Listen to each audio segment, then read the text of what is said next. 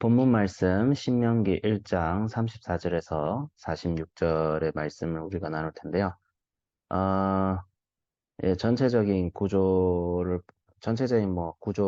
봐도 그렇게 나누기가 복잡한 파트는 아니죠. 이스라엘 백성들이 뭐예요? 가데스 바네아에서 12정탐꾼들의 보고를 듣고 대대적으로 불순종합니다. 그래서 구조를 보면 아시겠지만 신명기 1장을 전체적으로 한번 이제 봐야 좀 이제 더 깊이 알 수가 있는데, 신명기를 시작할 때 이제 모세가 이제 신명기는 항상 명심했던 게, 지금 모세가 지금 어떤 타이밍으로 얘기하고 있냐면, 모세가 지금 이스라엘 2세대들한테 지금 자기의 과거의 일을 설명하고 있어요. 뭐냐면 이스라엘 2세대들에게 자기가 해야 될 설교인데, 이게 설교예요, 한마디로. 신명기는 하나의 큰 설교예요. 큰 설교. 큰 설교인데, 여기에 대해서 이스라엘 백성들한테 지난날을 일단 회고하는 거예요. 지난날을 회고하는 건데, 호렙산은 뭐냐면 신의 산이에요. 왜 너희가 지금 가나안에 들어가 있고, 들어가지 않고 여기에 있느냐는 거예요. 보통 하나님의 오리지널 플랜은 뭐였냐면, 출애굽을 해서 애굽에서 탈출시킨 그 이스라엘 세대를 시내산에서 훈련시킨 다음에 한 1년 정도 훈련을 시켰어요. 그때 물론 금송아지 사건이 중간에 터지긴 했지만, 하나님께서 모세의 중보를 통하여 이를 용서하시고 성막을 짓고 언약궤를 짓고 조직을 만들고, 그렇게 해서 이제 시내산 1년을 머물 다음에 이스라엘 백성들이 진군을 했단 말이에요. 하나님께서 불기둥과 구름기둥으로 인도하셔가지고 당당하게 가는데, 이스라엘 백성들이 이제 고질병이 불신앙이라는 고질병이 있었어요. 이것은 이스라엘 백성들의 이제 애굽에서의 그 노예 근성이 여전히 벗겨지지 않고, 그러니까 예수님으로 이게 이스라엘 사람들이 애굽에서 벗어났다는 말은 뭐냐면, 우리로 치면 예수님의 복음으로 이제 구원을 받았다는 거예요. 그래서 홍해 출애굽 사건을 신약에 들어와서는 이제 성령의 그 세례다. 물세례로 표현하고 있어요. 물세례. 물세례를 받았다는 말은 예수님을 믿고 거듭났을 때 세례를 받을 수가 있거든요. 그래서 물세례를 받았다는 것은 구원을 받았다는 말과 사실상 동의어입니다. 사실상. 그 말은 뭐 물세례를 받아야만 구원을 받는다. 캐톨릭은 그래 풀이하죠. 세례를 받아야만 구원이 온다라고 하는데, 그거는 그렇지가 않고요. 영적인 그렇지가 않은데, 중요한 것은 그 구원받은 이스라엘 백성들이 호렙사에서 훈련을 받고 이제 뭐예요? 이제 부르심을 받은 자로서, 그러니까 예수 그리스도를 믿고 부르심을 받은 자로서 이제 그 부르심에 순종해야 될 단계가 뭐예요? 가나안 정복. 가서 그 땅을 차지하라. 하나님께서 분명히 그걸 말했는데, 이스라엘 백성들이 뭐라고 했죠?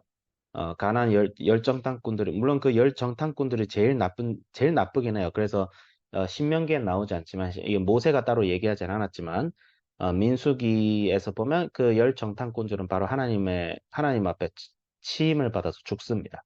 이 부정적인 보고를 한 사람들. 그러니까 왜 부정적인 보고냐면, 어, 그 당시 가나안 민족들이 강대하긴 했어요. 실제로 여리고는 가장 먼저 세워진 수메르 문명 시대 때 세워진 성이에요.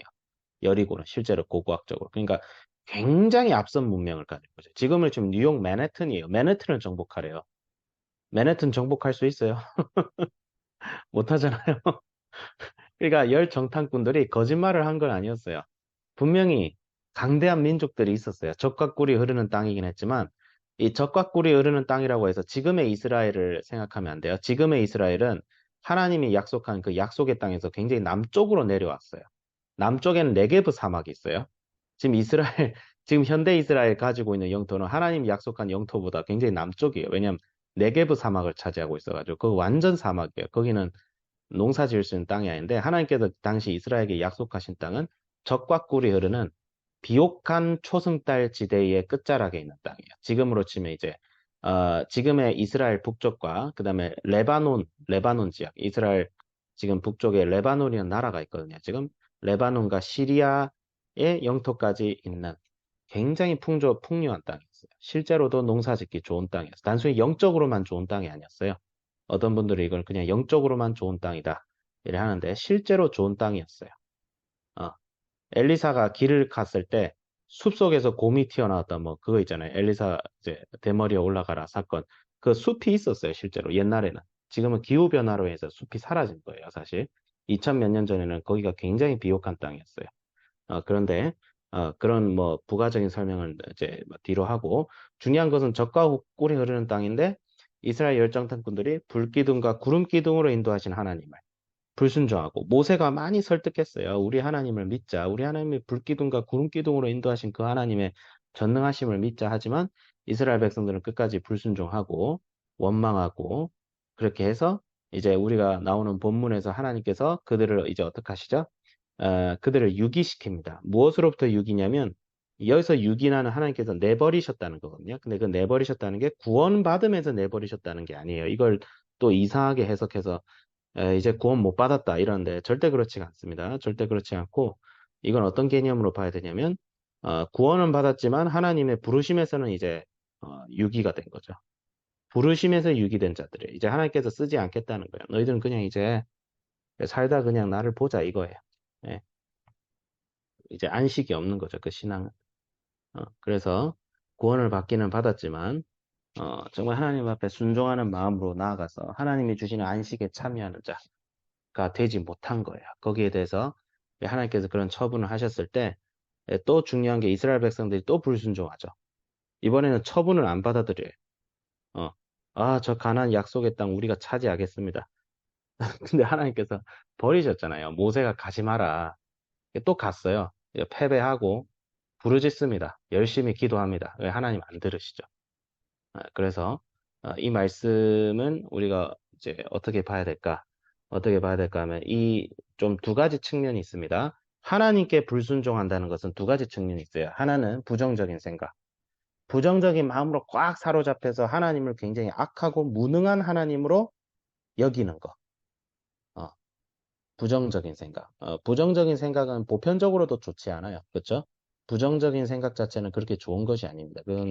그거는 단순히 현실적이고 객관적인 판단을 하는 거랑 다른 거예요. 그냥 비관적인 거예요. 안 될 거야. 수동적인 것이죠. 네. 그런 생각은 절대, 그런 자세와 태도가 절대, 하나님이 원하시는 바 절대 아닙니다. 적극적이고, 그 다음에 긍정적인 자세를 가지게 돼 있어요. 예. 사람마다 그게 다를지라도, 성향에 따라서 다를지라도, 또 하나의 측면이 있습니다. 이 하나님께 불순종하는 또 하나의 측면은, 어, 이제 자기 열심, 긍정적인 자세를 또 지나치게 주장하시는 그런 신앙 하시는 분 있잖아요. 하면 된다. 예, 하면 된다라는 거 성경적이지 않습니다. 하나님이 해라고 하면 된다는 거예요. 우리 이걸 바꿔야 됩니다. 하면 된다가 아니고 하나님이 하시면 된다. 이렇게 돼야 돼요. 하나님이 허락하시면 된다. 예. 사도 바울이 선교를 하려고 여러 번 돌아다녔지만 성령께서 막으셔서 사도 바울이 선교를 못했다는 기록이 나오잖아요. 그런데 마게도냐를 하나님께서 여셔서 사도 바울이 거기 가서 선교를 했다. 그 얘기가 나와요. 그때부터 사도 바울이 부정적인 사람이 아니었어요. 사도 바울 굉장히 긍정적이었고 나중에 예루살렘으로 나는 로마도 봐야 되리라 할 때 성령이 경고를 했어요. 거기 가면 잡혀간다. 그게 중요한 건 뭐예요? 성령이 경고를 했지 그거 가지 말라고는 안 했어요. 사도 바울은 전 가겠습니다 해서 갔단 말이에요. 그래서 그런 사도 바울의 긍정적인 그런 사역을 오해해가지고, 좀 선교를 열심히 하시는 분들이 그냥 하면 된다. 우리가 선교하면, 그러니까 선교를 열심히 해서 복음을 열심히 전하면, 종말이 예수님께서 빨리 오실 것이다. 예수님을 빨리 부르려고 선교하시는 분들이 있어요. 그래서 이제 한때 그게 엄청 열기를 띄었을 때 이제 김준곤 목사님께서 이제 이런 말을 하셨잖아요. 그냥 2000년도에 예수님 오신다 치고 한번 선교하자. 그게 김준곤 목사님이 잘못된 게 아니라 너무 사람들이 열정적이라서 근데 좋은 자세긴 하지만 이것도 잘못하면 안 될 수가 있어요. 그러니까 하면 된다가 아니고 하나님께서 원하시면 된다. 예, 하나님의 원하심을 우리가 긍정적으로 받아들이는 것이 중요한 것이지 그러니까 하나님의 뜻을 알지 못한 채 아니면 그래서 이제 기도보다 성령보다 앞서지 말자란 말이 거기서 나오죠. 그래서 하나님보다 하나님의 사역이 우선시 될 수 있는 위험성이 있어요. 예.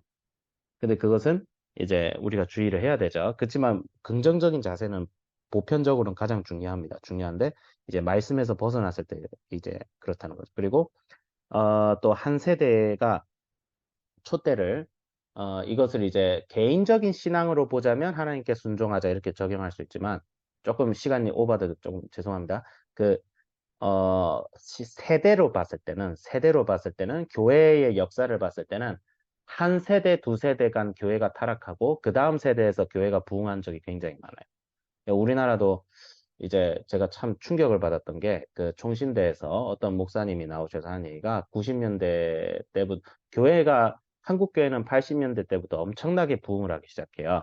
교회가 부흥을 하기 시작하는데 그 90년대부터 목회를 하셨던 분이 이제 나이가 들어서 이 전도사들 앞에서 간증을 하는데 우리 세대가 교회를 망쳤다는 거예요. 그래서 깜짝 놀랐어요. 90년대부터 2000년대까지는 한국 교회 성도들이 제일 많았을 때거든요. 근데 자기들이 교회를 망쳤다는 거예요. 이게 무슨 말일까? 생각을 해보는데 오늘 그 생각이 오늘 이스라엘 그걸 지금 이 성경 말씀을 읽으면서 들었어요. 그래서 하나님께서는 촛대로 옮기시는 때가 있고 부흥을 하실 때가 있어요. 그러니까 이스라엘 백성들이 나중에 다니엘 시대 때 포로 생활을 70년이나 겪었어요. 여기서는 40년만 겪었죠. 70년을 겪어요. 70년을. 70년 동안 이스라엘 백성들이 있다가 나중에 다시 안식으로 들어간 때가 다니엘이 죽고 나서 다니엘이 죽었을 때. 예.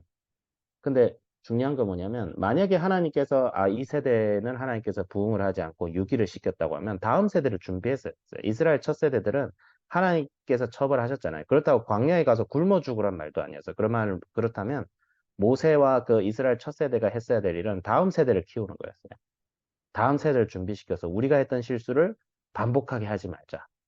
그게 그렇게 생각하고 갔어야 되는데 그렇게 하지 못했던 거죠. 네. 그래서 그치만 모세는 그래도 다음 세대를 준비시켜서 다음 세대를 지금 그래서 참 다행스럽게도 신명기에서는 다음 세대가 준비가 된 거예요. 모세가 지금 다음 세대를 보내면서 왜 내가 너희들을 키우면서 어떤 심적으로 키웠느냐, 왜 너희들이 가나안의 정복의 사명을 지금 다해야 되느냐를 얘기하는 거예요. 그래서 저도 적용을 하면서 모르겠어요. 한국 교회가 언제 부흥을 할까? 한국 교회가 하나님께서 분명히 성령으로 교회를 부흥시키는 역사적인 때가 있어요. 미국은 이때까지 한 세네 번 정도의 그런 대각성의 기간을 가졌고, 우리나라도 평양 대부흥 이후에, 대한민국이 건국되고 나서도 그런 부흥의 시기를 또 겪었고, 그런데 이제 뭐 대천도 신부님은 교회가 부흥하는 주기가 50년에서 100년 된다고 하는데, 한국 교회가 과연 부흥을 한다면 언제 할 수 있을까? 예, 촛대로 옮기실까? 근데 그걸 항상 기도하고 있어요. 그래서 만약에 내가 이스라엘 1세, 2세대가 아니고 나도 1세대고 그래서 내 다음 세대 때 부흥이 일어나겠구나 싶으면 내가 해야 될 일은 무엇일까? 모세처럼 다음 세대를 위해서 준비해야겠다. 그래서 참 대안학교 교사로서 사역을 하는 것이 얼마나 참 감사한가. 그 생각도 들으면서 열심히 주님 앞에 순종하는 삶을 살아가야겠다라고 적용했습니다. 하나님 아버지 감사합니다.